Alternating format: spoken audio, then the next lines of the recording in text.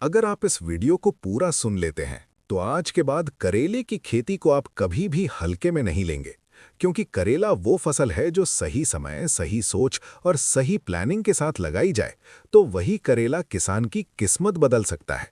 ज्यादातर लोग करेला लगाते तो हैं, लेकिन कमाई नहीं निकाल पाते, और कुछ किसान वही करेला लगाकर हर साल लाखों कमा लेते हैं।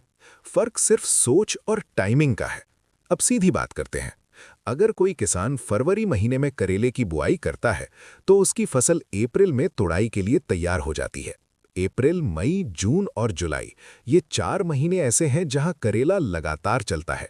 मतलब एक बार फसल चालू हुई तो 90 से 100 दिन तक लगातार पैसा देती है। अब यहां जरा ध्यान से सुनना, क्योंकि यही वो जगह है जहां ज्यादातर किसान गलती कर देते हैं। पिछले 5 साल का मंडी का रिकॉर्ड यही बताता है कि अप्रैल और मई में करेले का भाव आमतौर पर 50 से 60 रुपए किलो रहता ही है, और जैसे जैसे जून और जुलाई आते हैं वैसे वैसे मार्केट में करेले की आवक घटती है, मांग बढ़ती है और भाव 70-80 रुपए तक पहुंच जाता है। कई इलाकों में तो 95 से 100 रुपए किलो भी मिल चुका है।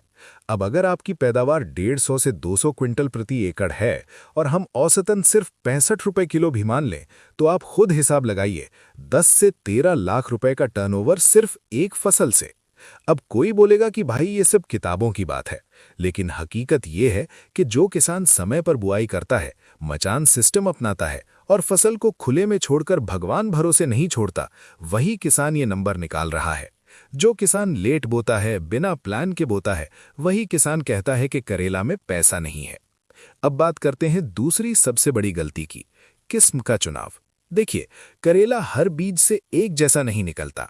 देसी बीज से आपको 4 से 6 टन प्रति एकड़ मिल सकता है, लेकिन अगर आप हाइब्रिड बीज का सही चयन कर लेते हैं तो वही पैदावार 14 से 20 टन तक जा सकती है। और यही वो फर्क है जो किसान को किसान से व्यापारी बना देता है। हाइब्रिड किस्म चुनते समय 3 बात हमेशा याद रखिए। पहली, फल की लंबाई और सीधापन। दूसरी, वायरस और मिल्ड्यू के प्रति सहनशीलता। और तीसरी, लंबे समय तक फल देने की क्षमता। जो बीज 25-30 दिन फल देकर थक जाए वो बीज नहीं है, वो नुकसान है। अच्छा हाइब्रिड बीज 90 से 120 दिन तक लगातार फल देता है। अब बीज अंकुरण की बात करते हैं, क्योंकि यहां भी 50% किसान फेल हो जाते हैं। करेले का बीज सख्त होता है। अगर आपने सीधे सूखा बीज मिट्टी में डाल दिया तो अंकुरण में 10 से 15 दिन भी लग सकते हैं, और कई बीज तो निकलते ही नहीं। लेकिन अगर वही बीज आप 12 से 24 घंटे साफ पानी में भिगो देते हैं, हल्का सा दबाकर बोते हैं, तो 5 से 7 दिन में 90% से ज्यादा अंकुरण मिल जाता है। और याद रखिए, जो फसल शुरुआत में मजबूत होती है वही आखिर तक मजबूत रहती है। अब आते हैं तीसरे पॉइंट पर, बेसल डोज। किसान यहां सबसे ज्यादा कंजूसी करता है और फिर बाद में रोता है। करेला भारी फसल है, खाली मिट्टी में वो चमत्कार नहीं करेगा। बुआई से पहले प्रति एकड़ 10 से 15 टन सड़ी हुई गोबर की खाद डालना कोई खर्च नहीं है, ये निवेश है। इसके साथ साथ सिंगल सुपर फॉस्फेट, पोटाश और थोड़ी सी नीम खली मिलाने से जड़ें इतनी मजबूत बनती हैं कि पौधा खुद बीमारियों से लड़ने लगता है। याद रखिए, बेसल डोज सही नहीं दिया तो ऊपर से कितनी भी दवा डाल लो, फसल कमजोर ही रहेगी। करेला वो फसल नहीं है जो भूखी मिट्टी में अच्छा दे। अब चौथा पॉइंट, ड्रिप और मल्चिंग। आज भी बहुत से किसान कहते हैं कि ड्रिप से क्या होगा, लेकिन वही किसान 30% पानी भी बर्बाद करता है और 40% खाद भी। ड्रिप से पानी सीधे जड़ में जाता है, नमी बराबर रहती है और पौधा कभी स्ट्रेस में नहीं जाता। मल्चिंग से मिट्टी का तापमान कंट्रोल रहता है, खरपतवार नहीं उगता और जड़ों का विकास दोगुनी रफ्तार से होता है। ड्रिप और मल्चिंग अपनाने वाला किसान सिर्फ पानी नहीं बचाता, वो अपनी फसल की उम्र बढ़ाता है। जहां बिना मल्चिंग के करेला 60-70 दिन में थक जाता है, वहीं मल्चिंग के साथ वही करेला 120 दिन तक चलता है। और यही वो फर्क है जो 4 लाख और 10 लाख के बीच आता है। अगर आपने यहां तक वीडियो सुना है तो समझ लीजिए आप सही रास्ते पर हैं, क्योंकि अगला हिस्सा वही है जहां ज्यादातर किसान हार मान लेते हैं, और वही हिस्सा आपको बाकी सबसे आगे ले जाएगा। अब बात करते हैं उन कारणों की जिनकी वजह से अच्छी खासी फसल होते हुए भी किसान घाटे में चला जाता है। सबसे पहले, रोग और कीट। करेला ऐसी फसल है जिस पर कीट सबसे पहले हमला करते हैं। फल मक्खी, लाल भृंग, सफेद मक्खी और एफिड्स। अगर आपने इन्हें हल्के में लिया तो 50% फसल खेत में ही गिर जाएगी। फल मक्खी एक बार अंदर घुस गई तो फल बिकने लायक भी नहीं रहता। इसका इलाज दवा से पहले समझदारी है। खेत में फेरोमोन ट्रैप लगाना, गिरे हुए फलों को मिट्टी में दबाना और शुरुआत से नीम आधारित स्प्रे देना, ये 3 काम अगर समय पर कर लिए तो दवा का खर्च आधा रह जाता है। बीमारी तब आती है जब हम लापरवाही करते हैं। अब रोगों की बात करें तो डाउनी मिल्ड्यू और पाउडरी मिल्ड्यू सबसे खतरनाक है। पत्तियों पर पीले या सफेद धब्बे दिखें तो समझ लीजिए फसल मदद मांग रही है।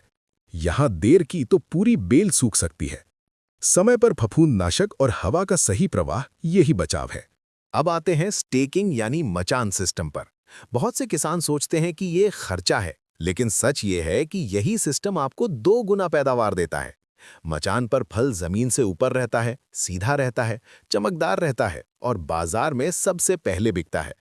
जो फल जमीन पर लगा वो आधे दाम में गया और जो हवा में लटका वो पूरा दाम दिला गया। अब पानी में घुलनशील खाद की बात करते हैं। करेला लगातार फल देता है तो उसे लगातार पोषण चाहिए। हर 7 से 10 दिन में हल्की मात्रा में वाटर सॉल्युबल फर्टिलाइजर देने से पौधा थकता नहीं। यही वजह है कि कुछ किसानों का करेला 20 तोड़ाई देता है और कुछ का 8 में ही खत्म हो जाता है। अब सबसे जरूरी सवाल, लोगों की पैदावार कम क्यों निकलती है? जवाब सीधा है, जल्दबाजी, लापरवाही और अधूरी जानकारी।